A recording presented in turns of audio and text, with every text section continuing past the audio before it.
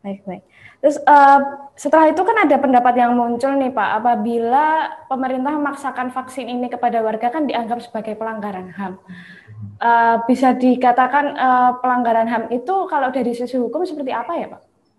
Jadi saya sampaikan tadi Mbak Sila, dalam undang-undang, saya bacakan biar nggak keliru ya, Undang-Undang nomor 36 tahun 2009 tentang kesehatan itu menyebutkan yang pasal 5 bahwa setiap orang berhak secara mandiri bertanggung jawab menentukan sendiri pelayanan kesehatan yang diperlukan bagi dirinya. Itu artinya kalau kita lihat pasal itu, seluruh pengobatan termasuk dalam hal ini adalah vaksinasi itu adalah hak asasi manusia. Itu haknya masing-masing, itu haknya Mbak Sela, itu hak saya mau divaksin atau tidak. Nah, ini adalah undang-undang yang berlaku dalam kondisi umum.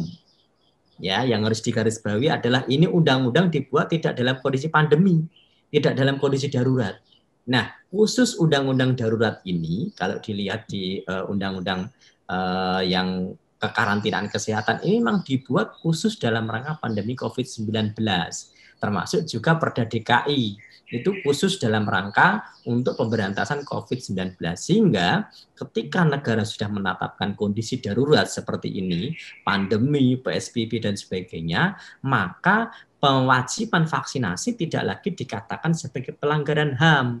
Itu. Saya mencontohkan begini, Mbak Sila. Dalam peperangan itu, orang kalau dalam perang itu tembak-menembak itu boleh. Kalau dalam perang ada undang-undang perang dan sebagainya, angkat senjata. Tapi di luar itu, tidak dalam kondisi perang, menembak orang itu pelanggar HAM, membunuh nyawa itu nggak boleh.